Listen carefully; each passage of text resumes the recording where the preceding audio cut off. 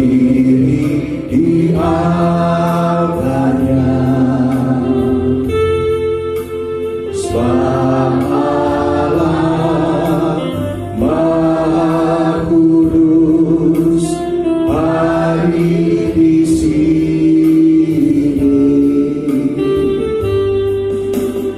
Mari memuji,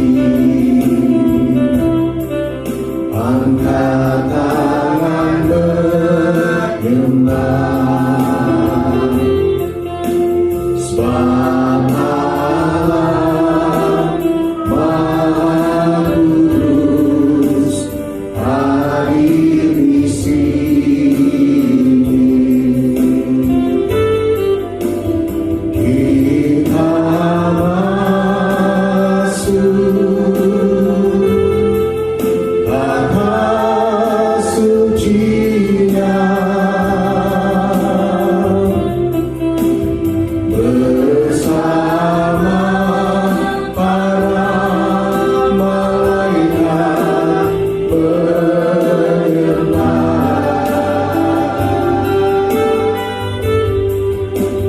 Mari puji Yesusku.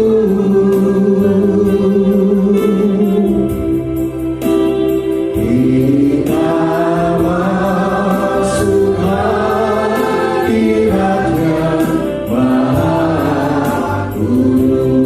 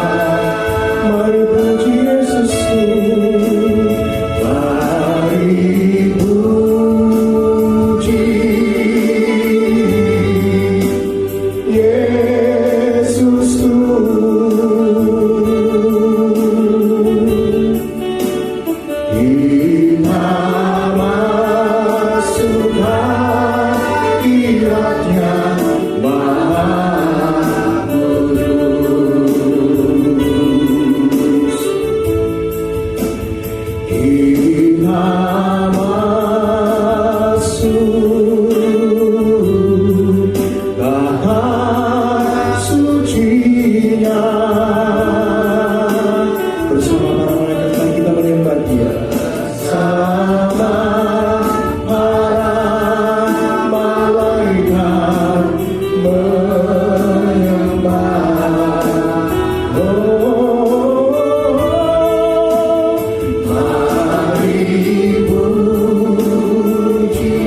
Mari puji Yesusku.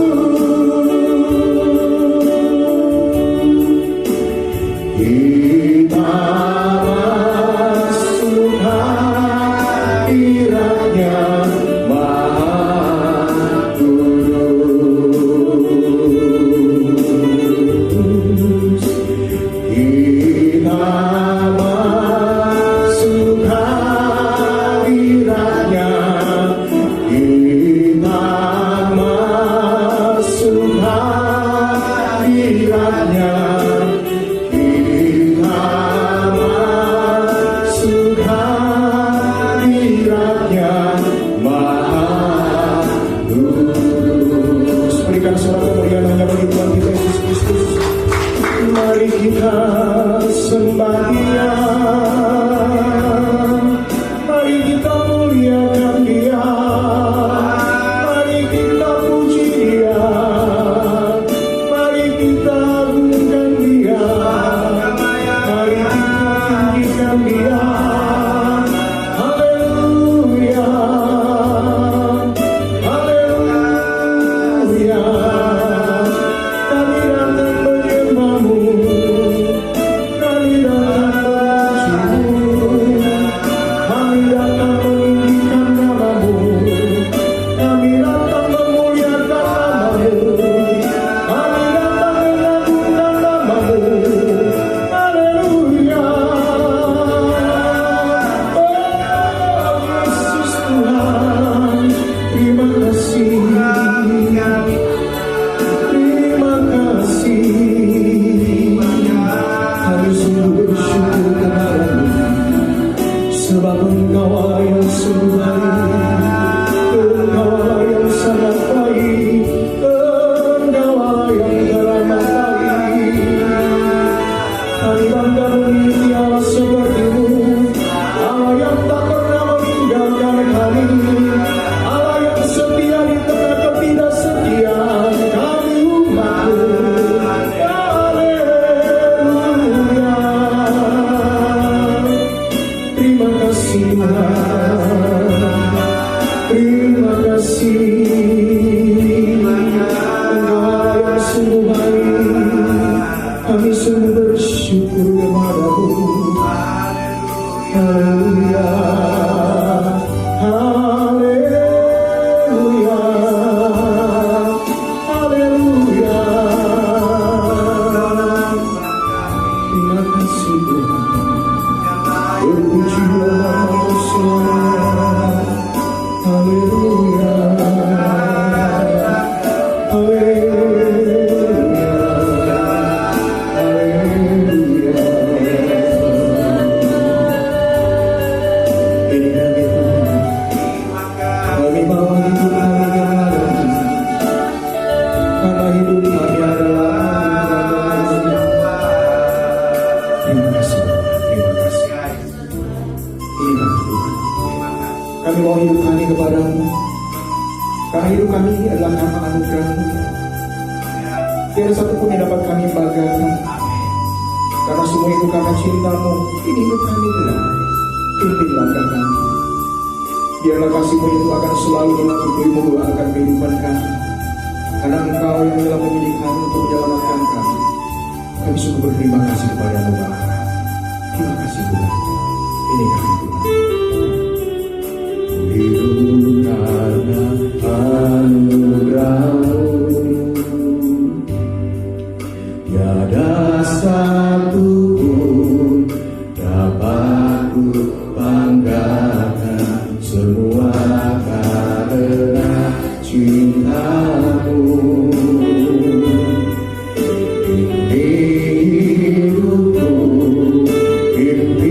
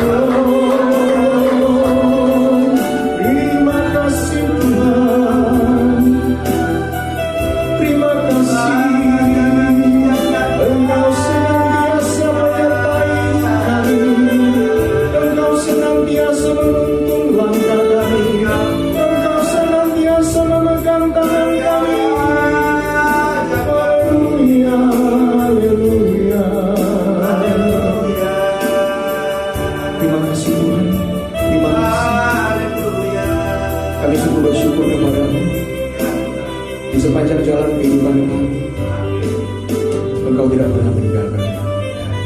Tanganmu yang kuat selalu memegang kami, menopang kami.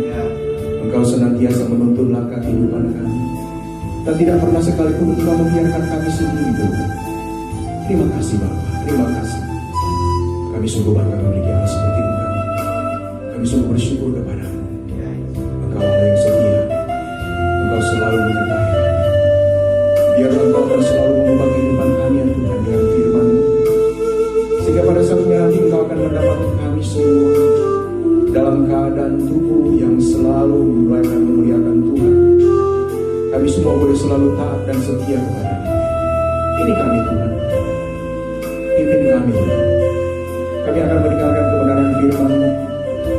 Kau sertai kami, urapi kami Tuhan. Buka hati pikiran kami. Curahkan Roh-Mu yang kudus untuk bersama-sama dengan kami. Agar supaya kami dimampukan untuk memahami dengan baik akan kebenaran firman-Mu. Kami boleh melakukan firman-Mu di dalam kehidupan kami setiap hari. Terima kasih Bapak, terima kasih. Begitu pula kami berdoa untuk hamba yang akan memintakan firman. Urapi hamba ini, sembunyikan di barisan. Urapi setiap kata yang keluar dari mulut bibirnya. Itu semua adalah kata-kata surga yang berasal dari Kami. Yang akan memberikan kami kekuatan yang mendengarnya, sehingga kami boleh selalu berjalan dengan firman. Terima kasih Bapak. Kami siap untuk mendengarkan firman. Hanya di dalam nama Tuhan kami Yesus Kristus. Setiap orang yang percaya bersama-sama katakan amin.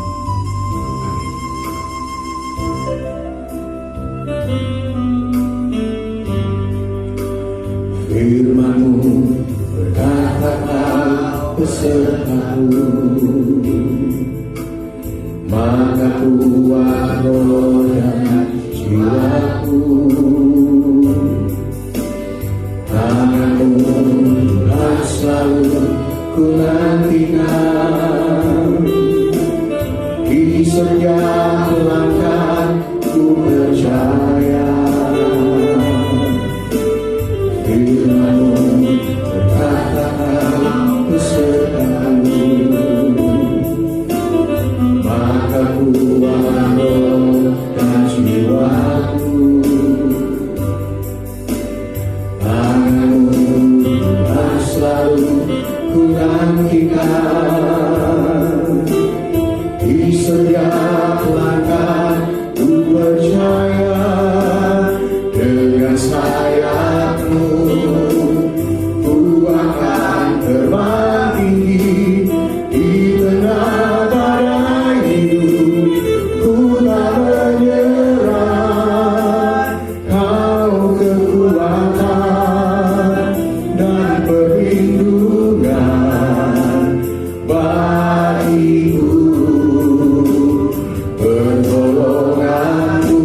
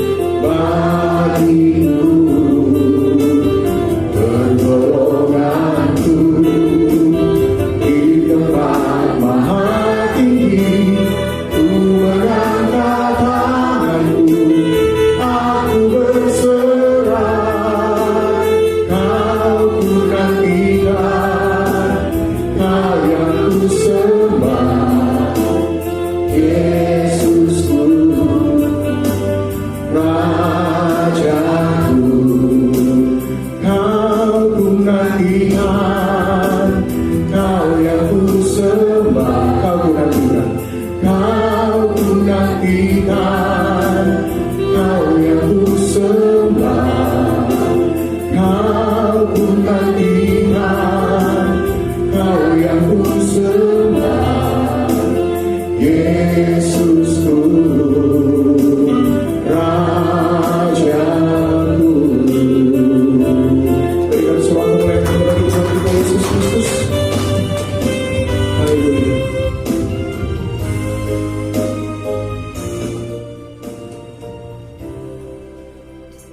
Bapak yang terkasih dalam nama Yesus Kristus, terima kasih Tuhan buat penyertaan Tuhan dalam hidup kami sepanjang minggu ini. Saat ini kami ada di tengah-tengah gereja-Mu saat ini Tuhan, karena kami datang mengucap syukur buat kebaikan lawatan-Mu Tuhan. Terima kasih Bapa, biarlah saat ini kami duduk diam merenungkan kebenaran-Mu yang akan membaharui setiap kehidupan kami, dan biarlah melalui kebenaran firman-Mu kami dapat melakukannya dan kami bisa menjadi pelaku-pelaku firman-Mu yang setia. Dalam nama Yesus Kristus, berfirmanlah bagi kami Tuhan, karena kami anak-anak-Mu telah siap untuk mendengarkannya. Dalam nama Yesus Kristus, haleluya, amin. Silakan duduk. Shalom. Hai Bapak Ibu, kita akan belajar bersama-sama kebenaran firman Tuhan di siang hari ini, menjelang siang hari ini. Itu tadi kemarin Kamis bahwa saya akan melanjutkan sesuai dengan tema. Tema kita hari ini adalah badai pasti berlalu. Kayak cinta aja ya. Baik Bapak Ibu,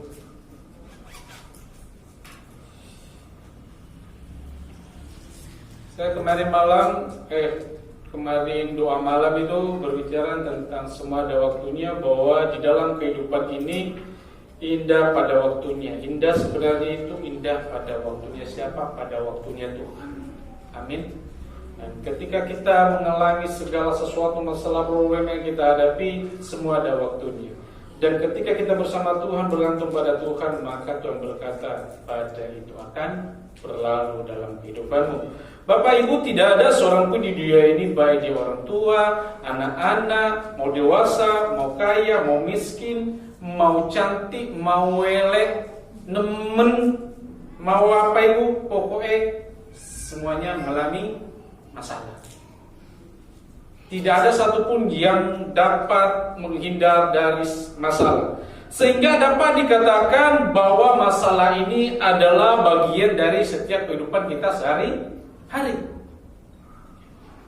Yang menjadi hal terpenting dalam kita menghadapi masalah ini adalah bagaimana respon kita untuk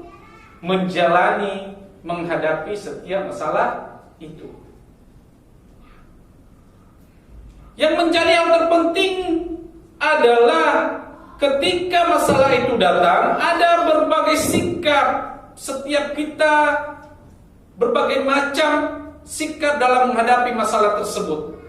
Ada orang mengatakan ketika dia punya masalah, maka yang ada adalah sumut. Ada orang ketika dia ada masalah, maka yang ada adalah menyalahkan orang lain atas apa yang dia alami. Ada orang ketika dia menghadapi masalah, maka yang terjadi dia selalu menyalahkan Tuhan atas apa yang terjadi dalam hidupnya. Ada yang menghadapi masalah, dia mulai mengintrospeksi diri.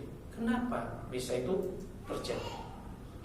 Kekasih-kasih Tuhan, boleh karena itu berikan satu ilustrasi dalam menghadapi satu permasalahan. Bapak Ibu, seekor keledai diikat di pohon. Lalu iblis datang untuk melepaskan keledai tersebut. Ketika keledai itu dilepas oleh si iblis, maka keledai itu pergi perkebunan. Dia merusak habis buat perkebunan yang ada di situ. Maka seorang istri petani ini melihat tersebut, lalu dia menikmati keledai itu. Setelah sang pemilik keledai melihat ibu itu menembak mati keledainya, lalu sang pemilik keledai, bapak ini menembak mati istri sang petani.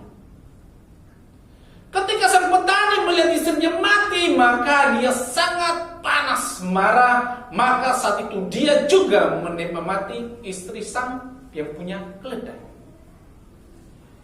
Ketika istri yang punya sang keledai ini meninggal, maka suaminya meninggal, maka istrinya ini berkata kepada anak-anaknya untuk membalaskan dendam ayahnya, karena si petani itu sudah membunuh ayah mereka.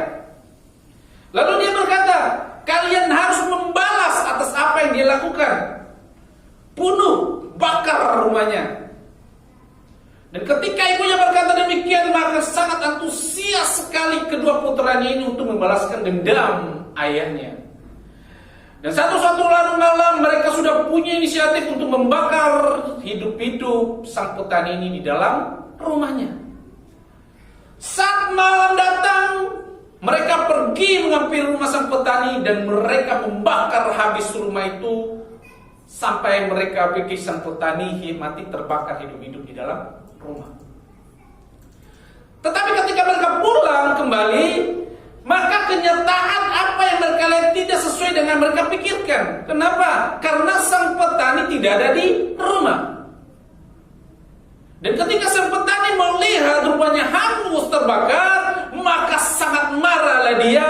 Maka dia menghampiri ibu dan kedua putranya, dia menembak mati. Sisa bapak petani hanya gara-gara seekor keledai. Bapak ibu kekasih Tuhan, lalu di dalam hatinya tersirat di dalam hatinya, ya, dia berkata kepada si iblis, loh, mengapa semuanya ini bisa terjadi? Ya, si iblis tanya, mengapa? Loh, aku cuma lepas no keledai tok, sing emosi kon, sing kon, ya kan? Yang melakukan kejahatan kamu, yang merugikan orang lain kamu, yang mengecewakan orang lain kamu, yang membangunkan emosi orang lain kamu, yang bunuh orang kamu. Sengano iblis, isalano iblis sudah punya iya gara-gara iblis. Dia korupsi kamu gara-gara iblis. Semua gara-gara iblis. Enggak ono setan, enggak ono hantu, tiba-tiba ono setan. Setan ning kono kon teko, setan teko. Kenapa? Setan itu adalah tidak mungkin iblis itu menghampiri orang yang bisa menguasai diri. Benar? Kalau Bapak Ibu bisa menguasai diri, maka enggak ada hubungan sama iblis. Enggak mungkin menyalahkan setan. Amin. Tetapi ketika kita mau menguasai diri, maka yang ada adalah kita mengalahkan iblis itu sendiri. Bayangkan Bapak Ibu, hanya iblis ini melepas keledai tersebut, maka yang ada adalah emosi. Coba kalau Bapak ini menegur, ibu ini menegur yang punya keledai. Bu, iku lo keledainya rusak tanaman, ya opo? Ditangkap, kita maafkan, begitu. Nggak ada. Kayak ada kan kalau sebelah kiri kanan kita kurang apa? Opo sih? Langsung seret. Yang disalahno iblis. Jatuh, apalagi gini loh. Kadang-kadang itu doa kita itu kayaknya mancur-mancur aja. Kalau doa kita dalam hal untuk kebaikan, jarang mancur. Coba untuk kejahatan mancur. Begini. Sesuatu orang melakukan kesalahan kepada kita. Iya toh? Dia menyakiti kita. Orang ini menyakiti kita. Sampai ini kita udah gak enak sekali. Tiba-tiba orang menyakiti kita itu jatuh dari sepeda motor. Kakinya patah. Lalu kita bilang, makanya gara-gara engkau menyakiti aku, Tuhan membela aku. Loh. Tuhan membela kamu dalam hal seperti itu. Bapak Ibu sering begitu kan? Sering enggak? Ketika orang menyakiti kita, lalu orang itu jatuh atau sakit. Ketika orang melakukan yang gak benar kepada kita, tiba-tiba sakit. Itu loh akibat perbuatannya, omongannya terus gua enak. Loh. Maksud Tuhan mau begitu? Mau? Tapi kenyataannya kita lakukan setiap hari. Benar? Kenyataannya kita lakukan setiap hari. Bukan hanya itu, kita akan ngomong ke orang lain. Lihat, gara-gara dia ngomong itu, lihat patah kaki atau Tuhan jawab, aku mengeluh. Makanya doa yang gak enak gini. Tuhan, Engkau yang membalaskan segala perbuatan. Saya sih membalas-balas. Emang Tuhan itu apa sih? Lu sering lo doa begitu. Tuhan yang tahu semuanya, Engkau yang membalaskan Tuhan. Aku tidak akan dendam, padahal dendam suruh Tuhan membalasnya. Ya apa sih? Dibalik no. Kadang-kadang begitu. Kita nggak sadar akan doa kita. Engkau maha tahu Tuhan. Dan Engkau apa yang dia perbuat bagi aku? Tuhan, Engkau yang maha tahu. Balas belum BDE.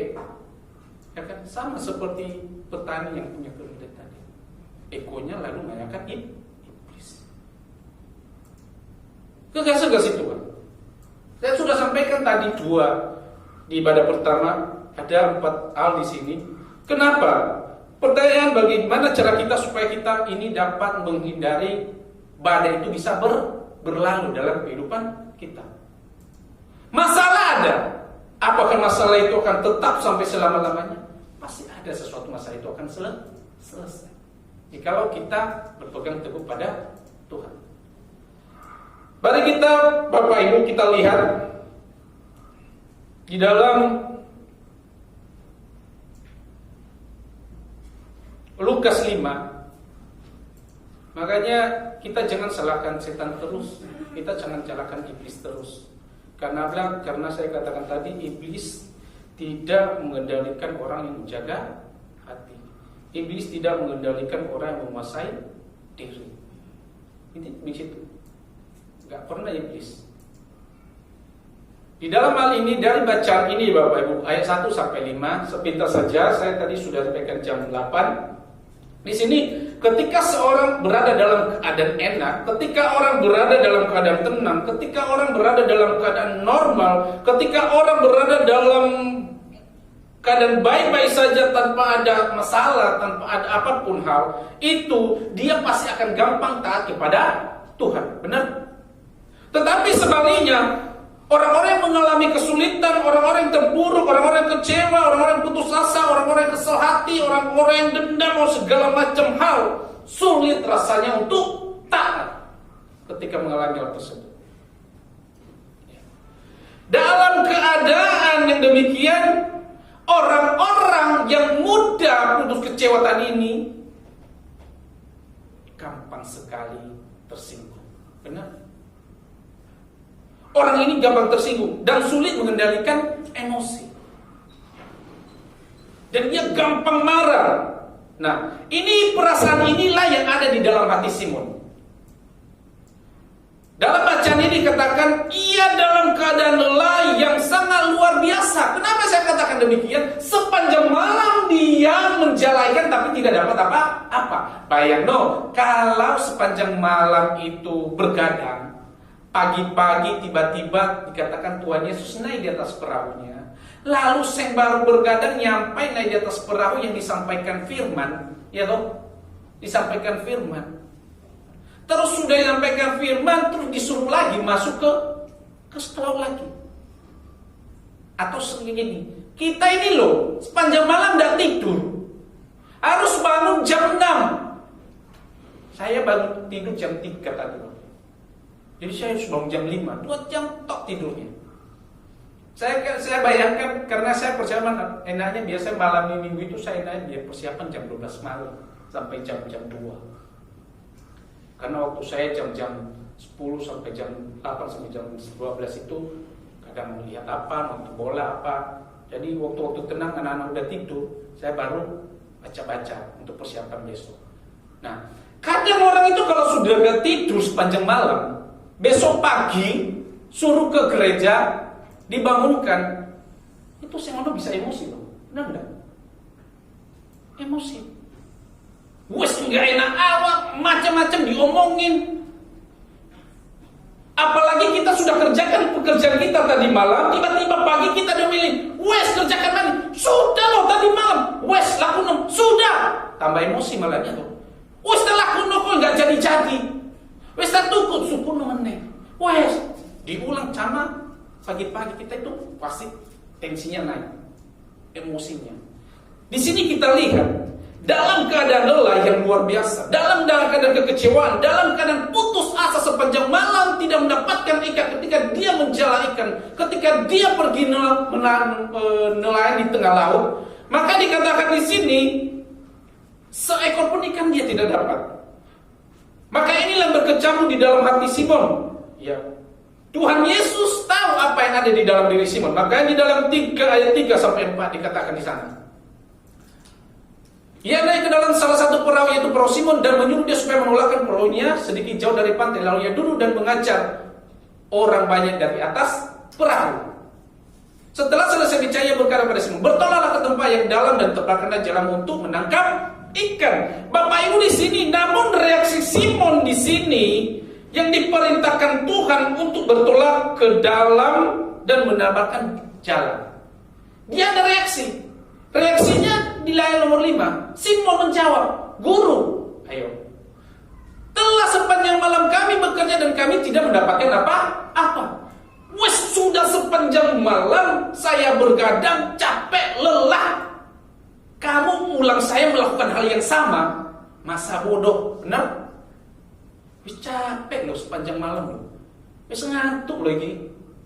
Macam-macam wes. Merasakan begitu? Pasti.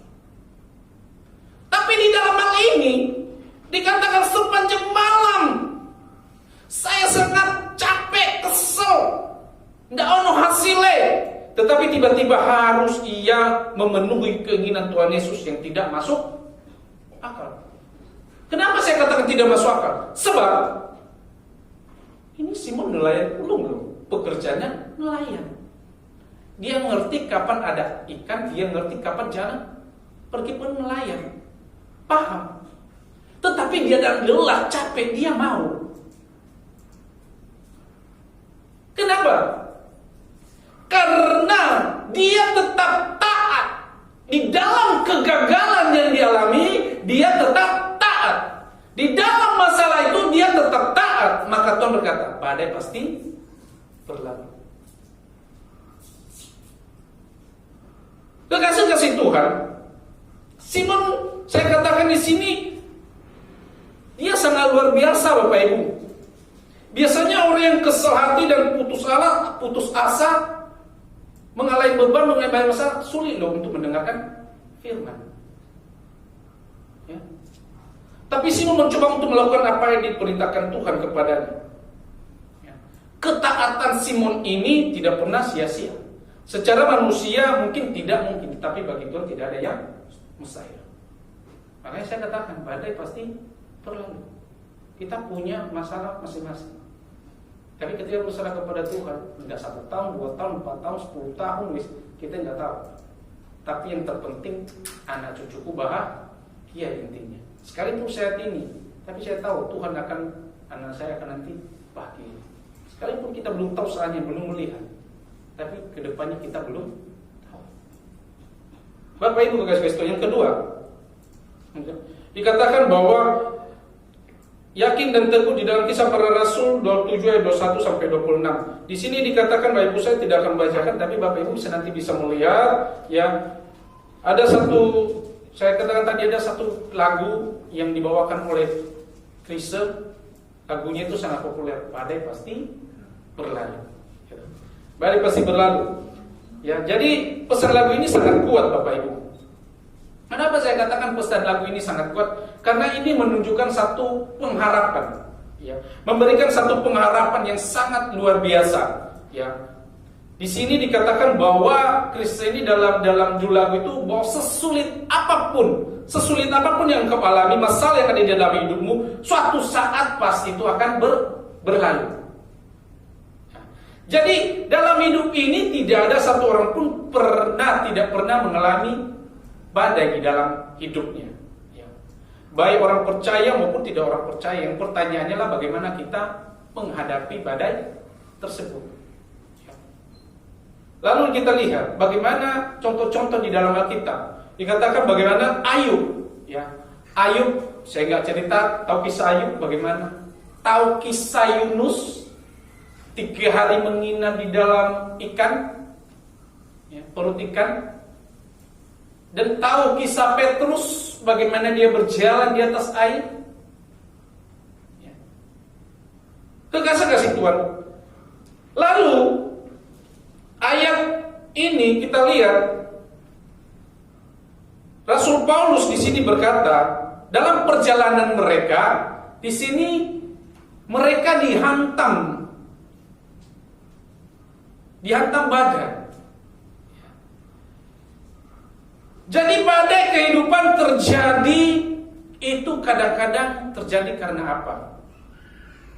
Karena satu, karena dilakukan memang orang lain sengaja dilakukan buat kita sehingga kita celaka. Yang kedua, gara-gara juga karena kesalahan kita sendiri. Ya.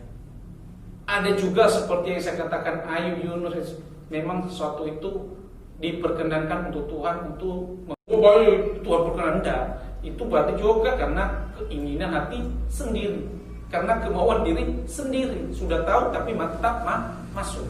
Ya. Lalu sini Rasul Paulus berkata di ayat 21-23, cara Rasul Paulus menghadapi badai kehidupan terjadi dalam hidup, dikatakan ayat 21-23. Dan karena mereka beberapa tidak makan, berdirilah Paulus di tengah-tengah mereka dan berkata, saudara-saudara, jika sekiranya nasihatku dituruti, supaya kita jangan berlari dari kereta, kita pasti terpelihara dan dari kesukaran dan kerugian ini. Tetapi sekarang juga dalam kesukaran ini, aku menasihatkan kamu, supaya kamu tetap bertabah hati, sebab tidak seorang pun di antara kamu yang akan binasa kecuali kapal ini. 23. Karena tadi malam seorang malaikat dari Allah, yaitu dari Allah yang aku sembah sebagai miliknya, berdiri di sisiku. Di sini dikatakan dengan tabah hati. Ya. Jadi Paulus menghadapi ini dengan tabah hati. Tetapi sekarang kesukaran ini menasihatkan aku supaya kamu tetap bertabah hati. Ya. Tabah hati itu tetap kuat dalam menghadapi segala macam cobaan. Kita lihat apa yang dialami Rasul Paulus. Makanya gini Bapak Ibu, ketika menghadapi cobaan, contohnya begini, saya punya masalah besar, sampai punya masalah besar. Lalu sampai katakan, saya punya masalah besar, lalu saya katakan, wes tabah, kuat, Tuhan pasti tolong. Sanggup mengatakan demikian. Lalu gini, sabar, Tuhan pasti tolong. Terus masalah mau selesai, turun. Ya. Tapi itu yang luar biasa. Ketika kita dalam masalah yang besar, kita masih sanggup mengatakan kepada orang lain sabar. Itu sangat jempol. Daripada ketika lagi saya enak, lalu saya berkatakan sabar, Tuhan pasti tolong. Karena keadaan saya masih enak-enak, baik-baik saja. Tetapi kalau orang dalam keadaan tidak baik-baik, lalu memberikan suatu hal dalam hal ini, tambah sing kuat, Tuhan pasti tolong. Itu luar biasa. Amin. Karena jarang orang di dalam masalah, wong tak paling ngomongin, aku pun masalah, ya kok caranya, kan pasti begitu. Tapi kalau ada orang di dalam masalah dia lebih berat daripada dia masih memberikan jalan keluar, itu luar biasa. Makanya Rasul Paulus dilihat di sini. Mungkin kita mudah mengatakan ketika kita bahagia, tetapi kita susah. Apakah mudah kita berkata demikian?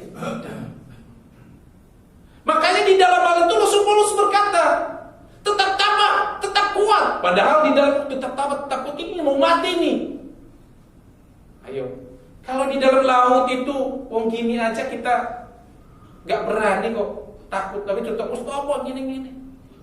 Tapi dia berkata, tetap tabah. Yang kedua dikatakan di sana, hadapi dengan gagah berani. Dia menghadapi dengan cara gagah berani. Dia 24. Jadi penegasan ini jangan takut. Ini peneguhan untuk menghadapi tantangan yang mereka alami saat itu. Paulus datang hadir di situ memberikan satu perkataan yang disampaikan disampaikan oleh Tuhan Yesus. Dia berkata dengan gagah berani di tengah-tengah himpitan masalah yang dia hadapi. Adakah kita tetap bilang gagah berani mengatakan, aku bisa, aku kuat, Tuhan menolongku di tengah-tengah masalah yang kita alami ketika kita melihat orang juga kesusahan? Makanya Paulus melihat kesusahan mereka mengalami sendiri, dia masih kuat berkata, sudah,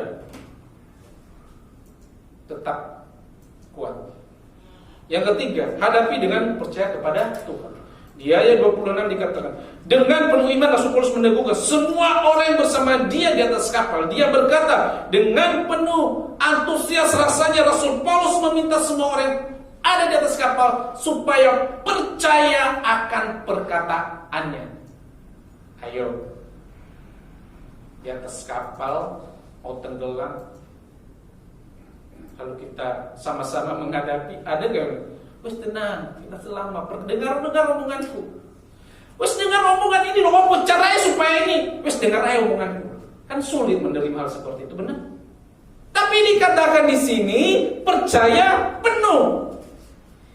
Iman itu Bapak Ibu percaya sebelum melihat. Ya. Iman itu percaya sebelum melihat. Iman itu sudah berani mengakui, memberikan bukti-bukti nyata di dalam setiap kehidupan kita. Ya. Makanya dikatakan di dalam kita dikatakan iman itu adalah dasar dari segala sesuatu yang kita harapkan. Iman itu adalah bukti dari segala sesuatu yang tidak kita lihat. Untuk itu jangan kita biarkan hati kita menjadi rapuh. Jangan kita biarkan hidup kita menjadi rapuh. Jangan kita membiarkan hidup kita dalam situasi berat, dari situasi yang sangat mendekat ini, sangat melelahkan ini, tetapi jadikan semuanya itu sarana untuk kita bisa bahagia, berbagi hati, kita tetap tersenyum, kita tetap berdoa, dan kita tetap berharap kepada Tuhan. Amin. Makanya dikatakan ketika segalanya berat, ketika segala sesuatu terasa sangat berat, maka saat kita bernafas pun itu sangat menyakitkan bagi kita, karena berat yang kita alami. Dan berkata dalam hati kita bahwa semua dalam kesusahan, dalam keadaan yang alami semua akan baik-baik saja. Saya katakan demikian karena setiap kita pasti mengalami persoalan setiap hari, dan saya juga demikian. Persoalan saya tidak mungkin lebih berat atau persoalan saya lebih berat dari Bapak Ibu atau apa sebaliknya. Tapi kita tak yang tahu porsi kita.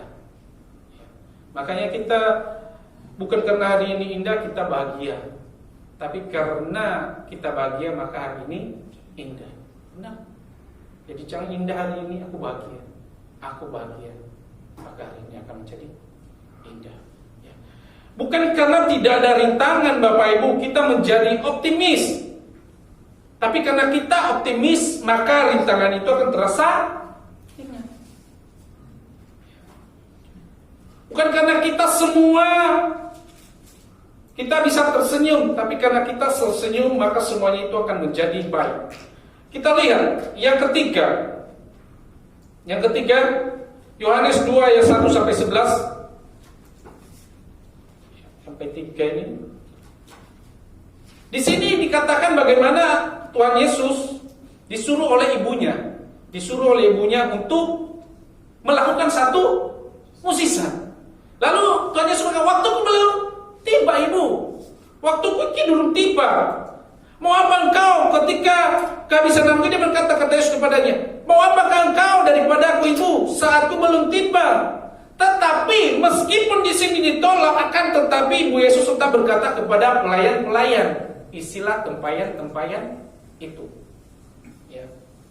Yesus berkata kepada pelayan itu, isilah tempayan-tempayan itu dengan penuh. Mereka pun mengisinya sampai penuh.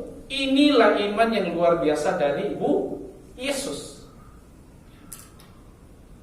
Pertama kita lihat di sini Bapak Ibu. Yang pertama, sebaik apapun persiapan yang sudah kita lakukan, hasil akhir kadang-kadang tidak sesuai dengan harapan.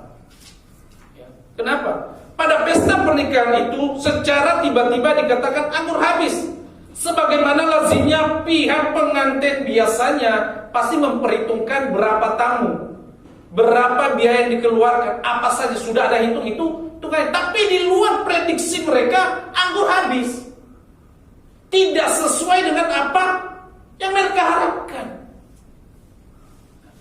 Mesti semuanya itu harus disiapkan. Perhitungan mereka ini meleset. Dan sebelum dikatakan pesta itu berakhir, maka anggurnya habis. Apa yang terjadi di dalam pesta yang dikatakan ini, itu kadang terjadi di dalam kehidupan kita. Ya. Yang kedua, kita lihat Bapak Ibu, setiap keluarga mempunyai masalah-masalah tersendiri. Kita lihat masalah Tuhan Yesus dan ibunya. Sekalipun Tuhan Yesus menolak, tetapi ibunya tetap percaya. Dia yakin. Kadang kita tidak dapat menyelesaikan masalah. Kadang kita membutuhkan orang, keluarga, anak, saudara. Kita tidak bisa menyelesaikan masalah kita sendiri. Kadang kita butuh orang lain untuk membantu kita menyelesaikan masalah kita. Oleh karena itu kita lihat di sini. Ketika Tuhan Yesus berkata waktu belum tiba, tuh ibunya berkata, lakukan. Dia butuh pertolongan, maka pelan-pelan melakukan. Ketika diminum, jadi anggur. Mukjizat terjadi. Masalah terselesai. Badai pasti berlalu. Semua ada waktunya. Gak datang sih kemis kemarin. Semua ada waktunya. Ya. Jadi Bapak Ibu, kita lihat, mari kita belajar memahami bahwa Tuhan mempunyai waktu sendiri untuk menolong umatnya. Dia tahu yang terbaik. Seringkali kita bertanya, mengapa doa kita ini tidak kunjung beroleh jawaban? Lalu kita marah kecewa kepada Tuhan, memaksa Tuhan untuk melakukan setiap kehendak kita. Nah, di sini kita lihat sebagai orang yang bergantung kepada Tuhan, kita percaya di tengah badai itu ada kuasa surgawi yang siap menolong. Ada kuasa surgawi yang siap mengangkat kita. Ada kuasa surgawi yang siap memberikan pertolongan kepada kita. Makanya dikatakan, ketika badai datang, diperlukan iman yang teguh. Tuhan tidak pernah mempersoalkan badai itu berasal dari mana. Badai itu berasal dari diri kita sendiri. Badai itu berasal dari kehendaknya. Yang terpenting bagi Tuhan adalah Allah tidak menjamin selamanya mengarungi laut selama itu akan tenang-tenang saja. Selama kita mengalami dalam hidup dunia kita akan baik-baik saja. Tetapi Tuhan berkata, aku akan selalu menyertai engkau. Itu yang Tuhan katakan.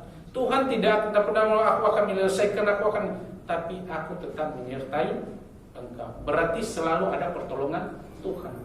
Bukan kita tidak pernah punya masalah, tetapi di dalam masalah selalu ada pertolongan Tuhan.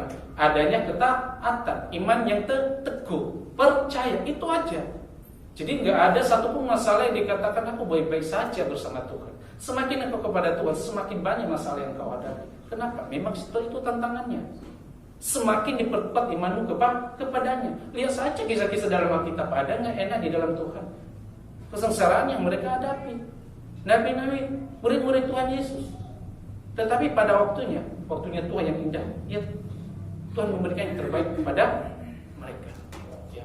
Jadi di sini kita lihat Bapak Ibu, bagaimana Tuhan berkata bahwa aku akan menyertai engkau. Bapak Ibu kasih Tuhan, sudah jam 11. Yang keempat adalah melangkah dengan iman. Tapi sudah sampai 3 aja. Mari kita persiapkan hati kita untuk menerima perjamuan kudus, perjamuan suci. Kita bersatu dalam doa.